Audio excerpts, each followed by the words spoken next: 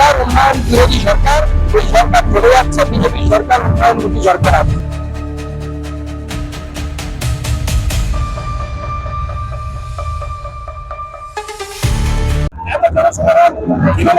দেখুন, আজকে বুনিয়াদপুর নমিনেশনের সংখ্যা, লোকজনের অংশগ্রহণ, এবং আজকে দুটো বিধানসভা ছিল, এখানে চারটে বিধানসভা, বালুরঘাট, গঙ্গারামপুর, কুমারগঞ্জ, তপন, যার লোক সংখ্যা, ওই লোক সংখ্যায় বলে দিচ্ছে যে তৃণমূল হারছে, বিজেপি জিতছে। আমরা এখানে যে কজন আমাদের চারজন প্রার্থী আছে, তার মধ্যে দুজনই বিধায়ক, আর আরেকটি স্যার আমরা জিতেছিলাম, সেখানে আমরা প্রার্থী পরিবর্তন করেছি। ওই তিনটে তো জিতবো, তার সাথে কুমারগঞ্জে জিতবো, আর এখানে যে দুটো হয়েছে ওই দুটো, এবার 6-0 হবে এই জেলাতে, কেউ আটকাতে পারবে না। এখানে আমরা সমস্ত ব্যবস্থা রাখছি বিভিন্ন জায়গায়।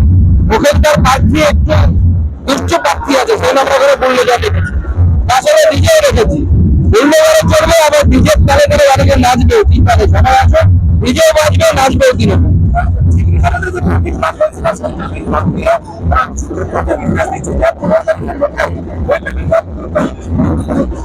তৃণমূল কংগ্রেসের সরকারের গেলে আরেকটি থাকতো, তার কারণ ওখানে মেট্রো মাত্র 200-300 মিটারের জন্য মেট্রো লাইন আটকে পড়ে আছে, ফ্লাইওভারের কাজটা বাকি আছে, যার মধ্যে মেট্রো যাবে আর কি, শুধুমাত্র অসহযোগিতার জন্য। এবং সুপ্রিম কোর্টের যে আগের অবজারভেশন, আরো খতরনাক অবজারভেশন ছিল, সেখানে বলেছে যে এই প্রথম দেখলাম কোন রাজ্য সরকার যে উন্নয়নের কাজকে বাধা দেয়।